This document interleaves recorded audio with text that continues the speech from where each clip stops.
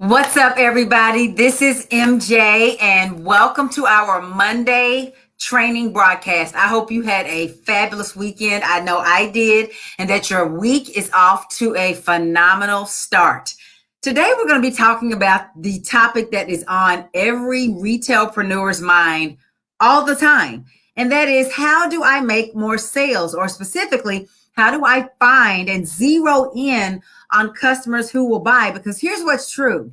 You can have a great website. You can spend thousands of dollars in inventory, which a lot of people do. You can even spend money on ads on Facebook, on Instagram, on YouTube, on whatever. But if you do not know and have a specific strategy for finding and zeroing in on people who will buy what you have, you're not going to stay in business for very long. You will always have people who are curious about what you're doing. You will always have looky-loos, people that are fingerprinting, people who are just looking, but who aren't necessarily interested in what you have enough to purchase it. And without people buying, you are not in business. That's just the bottom line. You know, you can have people that say, oh yeah, I'm glad you're in business for yourself and I'm proud of you. And, buying black, hashtag buying black and all that. But if they're not actually supporting you, it doesn't matter if they are looking at what you're doing, if they're not shopping and buying. Now, there obviously is something to be said for people who are knowing what you're doing, even if they're not in the market right now, because later on they might come back or they might send somebody your way. But that's a very small part of what you need to be worried about. You want people who are ready to buy what you have right now. And a lot of you out here, you have great products that you either created or discovered that you want to resell. And there's a market for these products right now. People want what I have right now. So where are they? How do you find customers who will pay for what you have right now? What is the key to that? Is it jumping on Facebook Live all the time and spamming your friend list and hoping you can get somebody to buy from you out of pity or out of some sense of loyalty? Or is it spending all kinds of money on Facebook ads? Or is it going to all these different events and trade shows and swap meets and, pop-ups and all these things and trying to get booths and spending all this money? Is that the way you find people? How do the businesses that get your money, because you are a retail consumer, how do they get your money and how do they find you and zero in on you and get you to buy over and over? That's what we're going to be talking about today. And really, it all comes down to one overarching concept of problem solving. And when I'm talking about a problem now, I'm not talking about the problem you have of trying to find customers. I'm talking about solving a specific problem that really has nothing to do with your business, but your business is in the business of solving that problem. Your boutique or your shop will solve that problem. So getting out of your head and getting the focus off of you is the first step to actually attracting the customers who will pay for what you have. Your problem is that you want more sales. You want to get your brand out there. You want your brand to become a household name and all of that. But your customers or your potential or future customers do not care anything about you. They don't care that you have a mortgage to pay. They don't care that you want to build generational wealth. They don't care that you want to send your kids to college. They don't care if your job is making you sick and stressing you out and giving you migraines. They don't care that you want to be able to travel the world and buy a different home and set up a retirement account. They don't care about that. Those are your problems. The problems you need to get into the business of solving with what you sell is the business of solving their problems. And so you have to first get crystal clear on the problem that you would like to solve. So that's a different way of looking at what it is you want to sell. Most of the time when people decide what they want to sell in their boutique or their shop, it's usually things that they are either good at making, things that they are interested in buying, things that they have needed for themselves and solve the problem for themselves, and now they want to sell it to somebody else. But you're usually thinking about your product in terms of you, in terms of your point of view. But that's not how you find customers who's going to buy it. You have to think about the problem that they have. And you have to get crystal clear on the problem that your customer is having because they have not found you and the products that you sell. And you have to frame everything from their perspective. What are the pain points that they are experiencing every single day because they don't have your product? Or maybe they have your competitor's version of your product, but still you bring a certain flavor to the marketplace. You bring a certain flavor to the buying experience. Whatever it is that makes you different, whatever it is that distinguishes you from your competitors is what your customers are missing. And you have to be clear on what that pain point is. Because if you cannot distinguish why they should buy from you, you're not going to be able to communicate with them why they should buy from you. It's easy to say, buy from me because I'm a nice lady. Nobody's marketing says that. Think about all the customers that all the commercials that you see every single day on television or you hear on the radio. If they're smart, they're not talking about their needs at all. They are 1,000% focused on you and what you want and how you're going to be better because you buy their product. They focus on what you are experiencing because you don't have their product. One of the companies that has had a historically impactful marketing campaign is Geico, the insurance company. Even if you don't buy Geico insurance, I bet you can remember at least the optics of one of their commercial campaigns, if not more than one. They've had so many legendary and memorable campaigns, all of them focusing around your needs, what you're struggling with, or what the person depicted in the commercial is struggling with because they don't have Geico insurance. And Geico is always presented as the solution. That is how every great marketing campaign is set up. It starts with knowing what are the pain points, what are the gaps, what are the needs of the people out there that you want to solve. Because here's what's true. In order to really find the freedom, the flexibility, the fulfillment that you want to find with your shop or boutique, not only do you want to solve a problem that's a real problem for customers, you also want to do something that you're interested in. So you want to solve a problem that you care about. That's what's going to make you the most impactful. I have worked jobs. I have even done things in the business realm as an entrepreneur that, sure, they did solve a problem, but it wasn't something I was passionate about. It wasn't something that I was interested in. So in addition to solving your customer's problem, you also want to solve the problem of finding your fulfillment as well. There are a lot of things that I'm good at, but most of those things I don't want to be in business to do, right? When I'm looking for what I want to do for the next 10, 20, 30 years, most of the things that I'm good at are not things that I want to do in a business. And so you have to look for what problem that they're having that you want to solve. So it's not just what problem you want to solve, it's what problem you can solve, You want to look at what problem you actually are interested in solving. This is where you have the intersection between their needs, the problem, the customer, and your desire for fulfillment. And fulfillment can look like many things. Freedom from working for somebody else, freedom of your schedule, freedom to be able to move about as you please, freedom to be able to do things for your family, freedom to be able to travel, have that lifestyle, whatever that is, that's your fulfillment, right? And so you have to find that intersection, because I don't want you going out there and saying, oh yeah, there's a problem in the world that a whole lot of people say is a big thing. I'm just going to start a business to solve that problem. That may work in the small term or in the short term, but if you don't want to end up burnt out or discouraged or even more disheartened than you were in your job, you don't want to just pick something because there's money in it. Yes, I did just say that. I'm going to say it again. Don't just pick something because there's a problem out there that you can solve just because there's money in it, but it's not something that you want to do.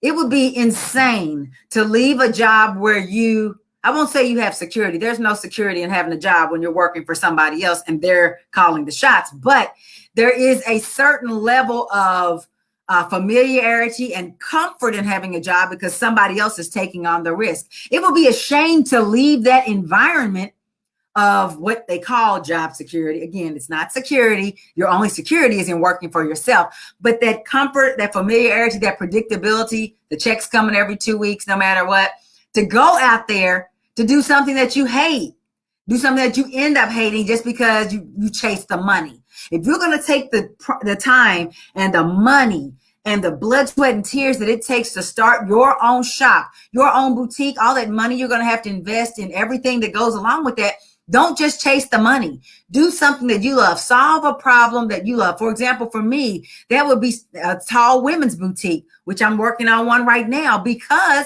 I'm a tall woman who has trouble finding clothes and I love fashion. That makes sense for me. There's other issues out there that I wouldn't start a business around. So I really want you to get that through your head, that you want to find a problem that the paying customers, are having, and you also want to intersect that with something that you're excited about solving. Do not just chase the money when you're starting a business and when you're going all in like this, because you may end up in an unfulfilling situation anyway. And now you've taken on the risk, and now you spend all this time and money, and it's now the business owns you instead of the other way around. So now you understand that you have a problem that the customers are having that you would like to solve. But now you have to figure out who specifically wants that problem solved. Because here's what else is true. Just because people have a problem does not mean they want to have it solved. Can I get a witness? Yes. Everybody who is sick does not want to be well. And so everybody who has a need that you can identify that they have does not mean that they want it solved. Does not mean that they're looking for your solution. So you now need to get crystal clear on who wants that problem solved.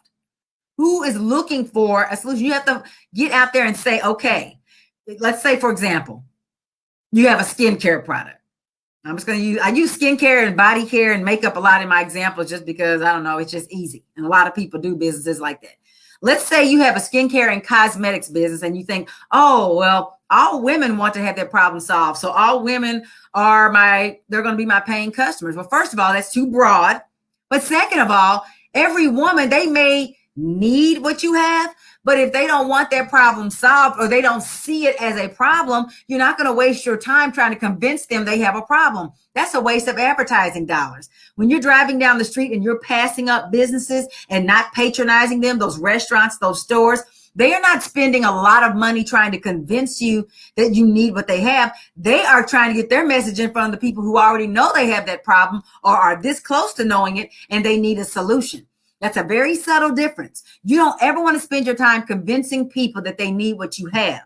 What you might be convincing people of in your marketing is that they should choose your solution instead of another one. But that's very different from trying to convince them that they need this problem solved. If the people out there don't think that they need what I have, I'm not going to waste time on them. I'm looking for the ones that do know it. So back to my skincare example or my cosmetics example. You might think that MJ could stand a little foundation, a little eyeliner, a little mascara, a little lipstick or whatever. MJ doesn't wear cosmetics. MJ's not interested in cosmetics. So you would not waste time trying to convince me to wear makeup because you're selling it and you think that all women have the problem of needing makeup. Of course not. You're going to find the women that are enthusiastic about wearing makeup, and you're going to market your makeup to those people. Does that make sense? You're going to look for who wants the problem solved that you have decided you can solve and that you want to solve, and zero in like a laser on those individuals. So you have to get very specific in who you're targeting. It cannot be. There's very few things that apply to everybody within a certain demographic. There's almost, I would say there's nothing that applies, for example, to all Black women or to all Americans or to all men. Like we are not just homogenous demographics, right? We have a lot of variations in what we want, what our desires are, and where we are in life and what our abilities are. And so you need to get crystal clear on who wants that problem that you solved and not waste time out to the masses. That's why when you're spamming your social media, and I see people doing it, that's why that's a dead end, because the majority of people on your friend list, they're on your list because they know you personally or tangentially in the community, not because they want what you have. Just because people know you personally does not mean they're going to buy from you. So spamming these 2,500 people on your friend list, talk about myself, I have that many people, but most of those people are not Black women that are struggling to start boutiques. So why would I try to talk to them? Even though I'm talking to them right now, who I'm really speaking to are those that are in that group who want what I have. Most of the people watching or most of the people on my list are not those people, and I'm not talking to them. I'm talking to who I'm talking to. When you try to throw a wide net, it's a lot of energy and time and frustration and money involved in that when you don't know exactly who you're speaking to, exactly who wants your problem solved.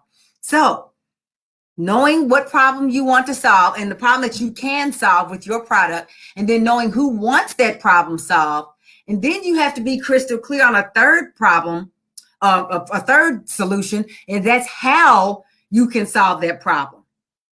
Because again, you don't want to assume that just because people see your makeup or your clothes or whatever it is that you're selling in your shop or your boutique, you don't want to assume that they know exactly how your product can solve their problem. Some things are more straightforward than others. Obviously, if a woman wants a black skirt and you sell a black skirt that they like, it's pretty straightforward what they're going to do with that skirt. They're going to put it on. Even with something that's straightforward, you still need to explain why your black skirt. What makes this one so great? Why can't I just get the one at Walmart? Why do I need to get it from you? Like, how are you actually solving my problem? You need to be crystal clear on that because you need to reflect that in your marketing. They're not going to just know just because you say, go to my website, exactly why they should buy from you. Do you know how many websites people go to in a given day? Especially people who are big time online shoppers, right? They are inundated with ads. If your Facebook newsfeed is anything like mine, it's a constant flow of boutiques. And what, I get a lot of boutiques. I get a lot of stuff about coaching. Everything I talk about ends up in my newsfeed, a lot of health related stuff, because they see me looking, they hear me talking to my phone, and they know exactly what to market to me. So I have a lot of options. So why should I click on any given ad if I have all these options? They have to convince me of how they can solve my problem in a way that the other people can't solve my problem. Otherwise, I'm not going to buy from them, or I might buy from them, but it will just be a fluke and they will never be able to be sure how they can get my business again. Because it takes more money to get a customer than it does to keep one. Just like in relationships, they'll say it's cheaper to keep her. That's why some people avoid divorce. They stay with the person for a long period of time when they really want out because it's cheaper to keep her. It's cheaper to keep your customers. So once you get them, you need to know how to communicate with them so that they are clear on why they should come back to you over and over. You as a retailpreneur, as a shop owner, as a boutique owner, have to get very, very, very, very skilled at solving problems, and not just your own problems. As a matter of fact, your own problems don't even matter to your customers. They don't care. They don't care that you have a mortgage. They don't care that you have dreams and goals. All they care about is, I want one of these things and I need to find a place to give me these things. In the case of a shop that's selling tangible items, if it's a service, same thing. I need this done. I need somebody who can help me get this done. And becoming crystal clear on your customers' pain points and what problem you solve and how you solve it is the key to strong marketing. Everybody thinks that there's just some marketing hack out there that's just going to magically work for everybody. Guess what? There are people who have excellent Facebook ads, and there are some ads that are trash. I read them because I am a Facebook marketer. And so I read some of these ads and I'm like, wow, are they ever going to get somebody clicking on these links? Maybe they do, maybe they don't. You have to get good at communicating what's in it for them, not what's in it for you. One of these big marketing ploys, which I'm wise to it, and I hope you are too. But I see it in my news feed probably at least once or twice every day. Some shop claiming that they're closing their doors, unfortunately, and here's a great sale. I see it so often, and I know all these businesses are not going out of business, but that's what they're saying to create urgency in your mind, so you'll click and think you're getting a great deal because they're going out of business and you won't be able to get the stuff for long. So that actually is not a bad ploy. I don't find it to be authentic, but it's not a bad ploy because it at least gets people's attention. But the problem that it solves for people, just to use that as an example, is that people always want something that they can't have, something that's in scarce supply, something that is rare, something that's hard to come by. And if somebody's going out of business and closing their exclusive line forever, then their stuff is rare. It's going to be hard to find because soon it's not going to be able to be found anywhere. So that's actually a good example of how people, don't you go using that. Don't you go using that, my shop is closing, Ruth, if you already have your shop open. Because first of all, you need to be authentic.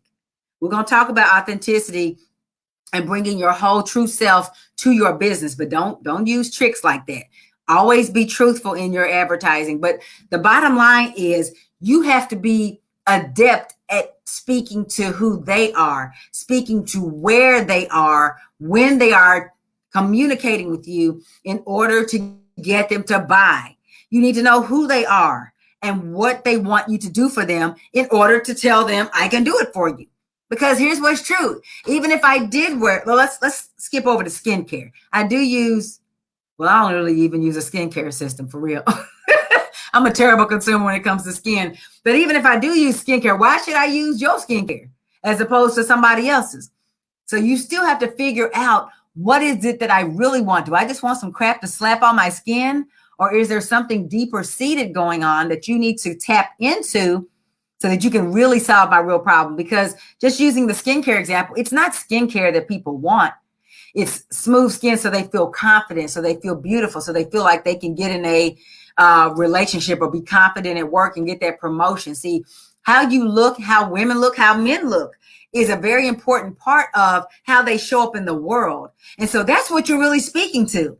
You're not speaking to, let me sell you my moisturizers, let me sell you my skin creams and my cleansers and all that. You're speaking to what using your products will allow them to be in life. And they're not able to be there. That's the problem that they're having. And when you're able to speak to what they are missing out on because they don't have their problem solved by you, that's when your marketing becomes powerful. When you know how to find those people, when you go to where they are, first of all, when you zero in on who you're marketing to. In the skincare example, it's not all women. All women are not going to like one product. What type of women are you best suited to help? What type of women do you solve a problem for? When you get specific, it's not that it weeds out everybody. You're going to get laser focused on the exact messaging that it's going to take for you to win their business. Instead of trying to throw a broad brush across everybody. I'm open to everybody. Everybody can buy it from me. Well, that's why nobody's buying. They need to know that you understand their problem better than they understand it, which means you probably have the solution for them because they're going to know that you are in tune with who they are, where they're coming from, and what they need. So we've been talking a lot. Basically, this has been about marketing, right? Finding and zeroing in on your customers and speaking their language. It's also about serving them and things of that nature. But you are a creative. Usually my entrepreneurs are creatives. You came up with the product. You came up with the ideas. You're not marketing experts. Unless you got a degree in marketing and studied it for years, you're not an expert in marketing. You're not even an expert in how to run a retail business. You're an expert in the product. And that's fine. That's perfectly fine. Every great idea, every great product on the market came from somebody's creative mind. The problem is that the creative minds that aren't good at marketing and that aren't good at running a business are out here trying to market and run businesses without any guidance, without any idea what you're doing. And you're pissing money down the drain. You're giving it to Facebook. You're giving it to Instagram. You're giving it to YouTube. You're giving it to, I don't even know, wherever else it is. You're just throwing advertising at something and it's not paying you back. You're spending out thousands of dollars in inventory and making a couple $100 worth of sales every few months. That's not the way to get to your $1 million goal or your $500,000 goal, but you don't know what you don't know. You're not a marketer. You're not a business expert, but you need those skills working on your behalf in order to have the success. Because even though you're not an expert in the retail marketplace, you have to have somebody on your side who can help you walk around the landmines and avoid the minefields altogether. Or if you do fall on a mine, to make it to where it doesn't completely destroy your business. You are in the business of solving problems, or you will be once you get your boutique up and running. And if you realize that you have been struggling for way too long to try to figure out this problem-solving role that you now have as a retailpreneur. You're not good at marketing. You know that you don't know how to run a business, and YouTube and Google are not getting it, because guess what? Even if they tell you something that's worthwhile, you'll never know if it's going to work for you, and they're not there to answer your questions. And so if you need some help figuring out what problem it is you solve and how you solve it and who you solve it for in a way that will help you to monetize and profitably grow your business as quickly as possible, I invite you to reach out and book a call with me right now at www.melaniehunter.com/chat. That's Melanie Hunter with 2 L's.com/chat. Be sure to grab a spot on my calendar, fill out the application. It comes up afterwards because that's an important part of reserving your spot. And when we get on the phone, we'll be on there for about 45 minutes or so, just chopping it up about what have you been struggling with? If you've already had your boutique up and running and not making any money, what's going on? What are the challenges you're having? And then we'll look at what's the dream? What is it you want? Why did you even want to start a boutique? Why do you want to have a retail shop? What is it that you want to accomplish in life? What do you want to do, have, or become that you can't right now because you're stuck in a cubicle? And then we're going to map out a game plan to get you there as quickly and as profitably as possible, because that's the goal, right? You're not here doing a hobby. If you got a hobby business, nothing wrong with that, but that's not going to help you get to the $1 million level. So we're going to map out a game plan and get you started as quickly as possible if we're fit to work together on building your retail dreams, solving problems that you're excited about solving and that you are skilled at solving, and for people who want to pay you right now to have that problem solved. But it starts with a decision. It starts with a phone call.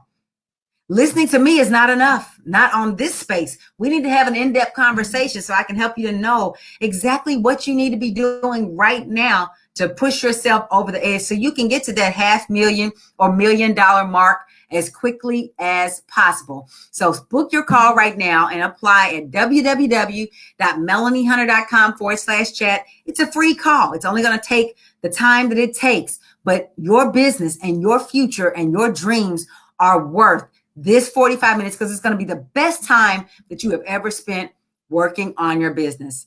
It's been my pleasure to share with you today and to talk to you about this important topic. I will be back in a couple of days with another exciting topic straight from my living room. You do not want to miss this. Go ahead and book your call, melaniehunter.com/chat, and we will talk soon. Take care and have a great night.